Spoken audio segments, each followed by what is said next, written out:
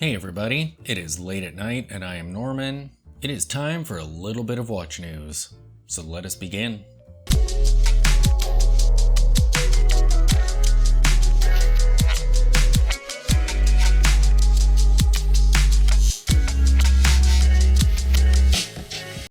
The first article that I have comes to us from watchpro.com and professionalwatches.com. And both of these articles are write-ups of the Morgan Stanley annual report on the state of the Swiss watch industry. And there's some interesting numbers, discussions, and charts in this article. There's Exhibit 2, and this is a ranking of the top 20 brands as far as sales go since 2017. And it's actually a pretty interesting chart.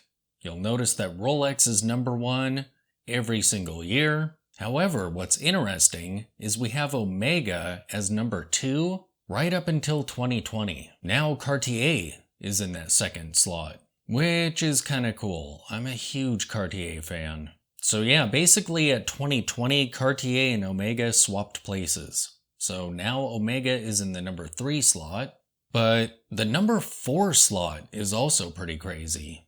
So right up until 2020, Longines was in the 4th slot. After 2020, it was Patek Philippe for a year, and now it's Audemars Piguet. That's pretty wild. To jump from Longines to those big heavies, that's crazy. And sadly for Longines, after 2020, it's dropped 3 slots. We also see Tissot and Tag moving up and down throughout this chart. Very cool chart here. I really like this particular exhibit. Then there's the year-on-year growth chart, and I do not like this one at all. Why don't I like this particular chart? Because I don't want to talk about the Moon Swatch. So you'll notice that Swatch's growth has been absolutely massive, and apparently it's been that way ever since the release of the Moon Swatch, which is so amazing because I've seen the horror stories, I've seen the bloated prices when they first came out, and I'm still amazed that I have to talk about these watches when I'm doing the news because they're still newsworthy. Why? I mean, when they first came out, I personally was kind of excited because I'm a huge Swatch fan, and I was hoping that they would bring attention back to Swatch, and they have, but only for the Moon Swatch. And now there's the Blancpain. I was hoping people would rediscover the brand and explore their old catalog of their Swatch gents and ladies watches and new gents. The fun, cool stuff that the brand does. Not these cheap, sort of look like luxury watches. No. But it's been good for the company, so I'm sure we'll be seeing lots and lots more. The sales by manufacturing pie chart and the discussion around this is pretty interesting because it sounds like independent manufacturers, independent watch brands are actually on the rise, which is kind of cool. I think from now on I'm going to have to keep track of this annual report and actually read through all of the details and whatnot. For this particular video, I've read through the article briefly and looked at the charts, but I'm going to have to do a more thorough reading on this because it's actually pretty interesting. And there was one comment to this article that was very intriguing. Someone had asked whether Rolex was going to wake up or not. Because they are number 1, but there's a lot of pain points around that brand. All the shops with the empty cases or just a couple display-only watches there and 0 actually available. I mean, I believe a few years ago, you could get an Oyster Perpetual just walking into a dealer and buying one, but that is not the case. They have gone the way of other steel sports models by the brand. And at some point, it might come back and hurt Rolex, and they may find themselves not in the number 1 slot anymore. We'll find out. But yeah, you can check these articles out. Like anything else that we're discussing tonight, it's linked in the description below.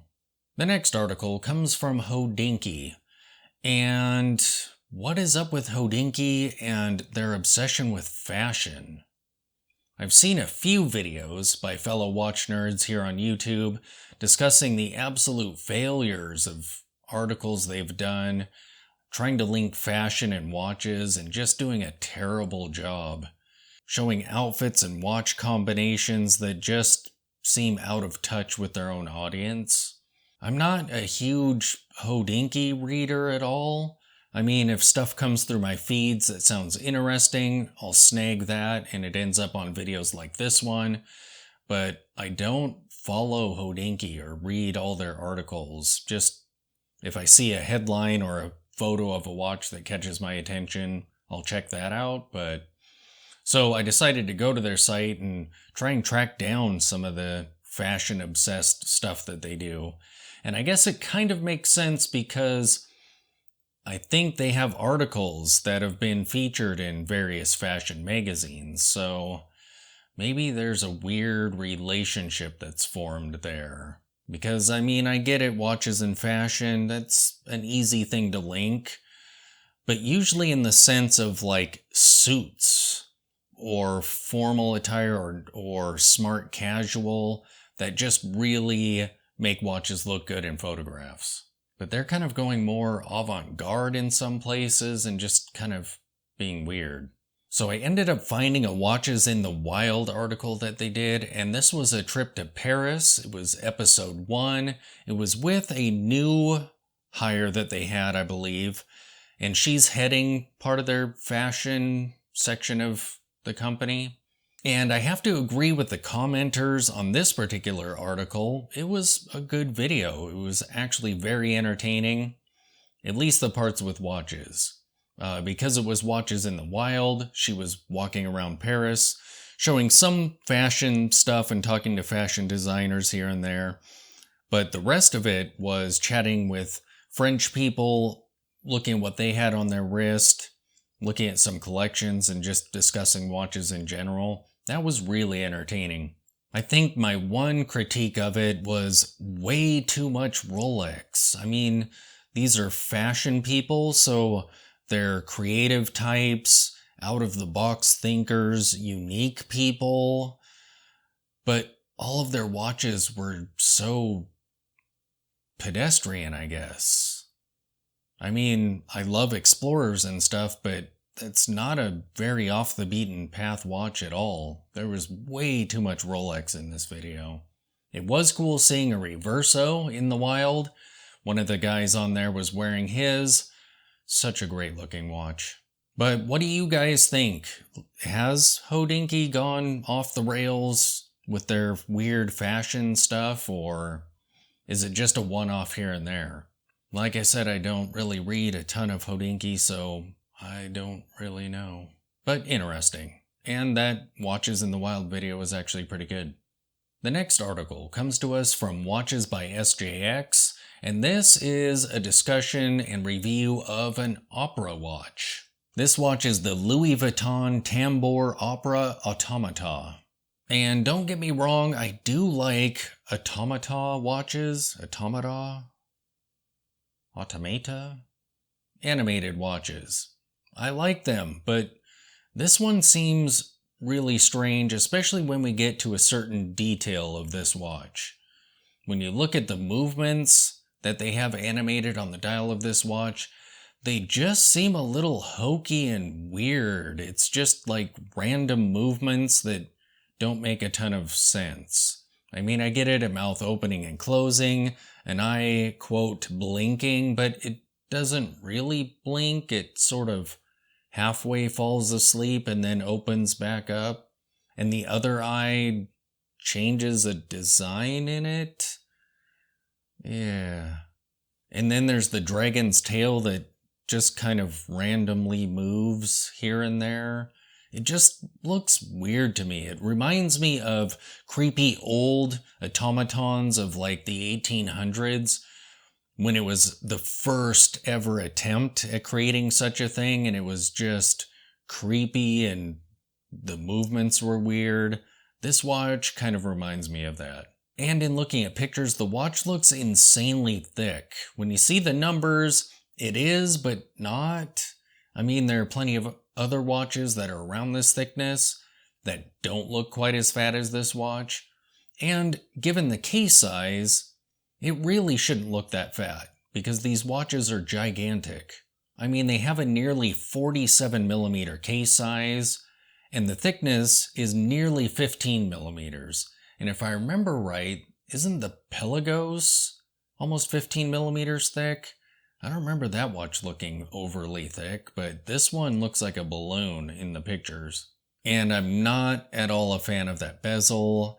I really don't care for brands that put their name all over every inch of their products.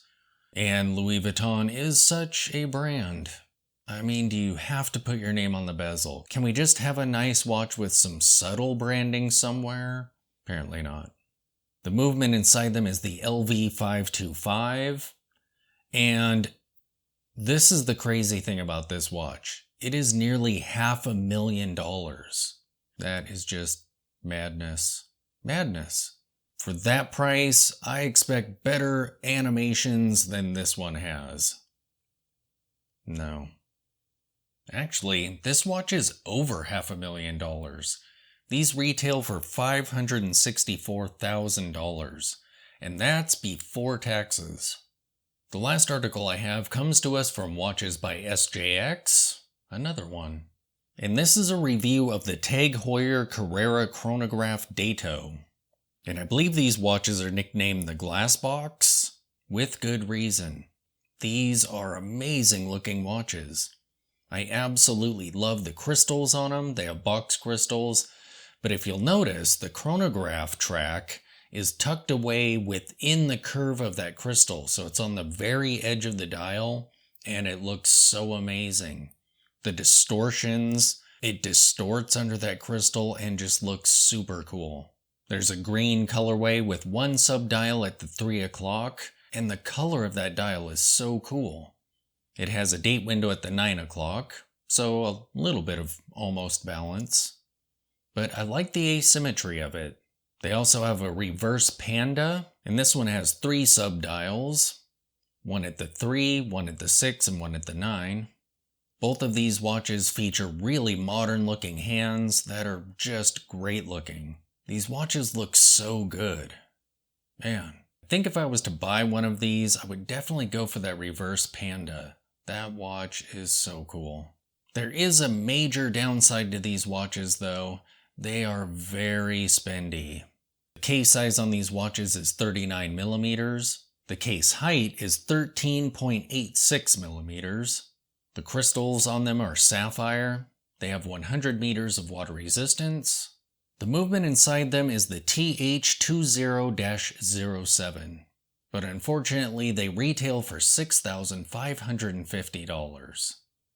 That is a lot of money. I feel like they're entering into some interesting competition at this price point, but then again, I don't really track TAG Heuer so much, so maybe this is a normal price for them. I will have to look. But they are absolutely brilliant looking chronograph watches. Yeah, those crystals and the chronograph track. Yeah, that's cool. So there you have it. You are now caught up on watch news.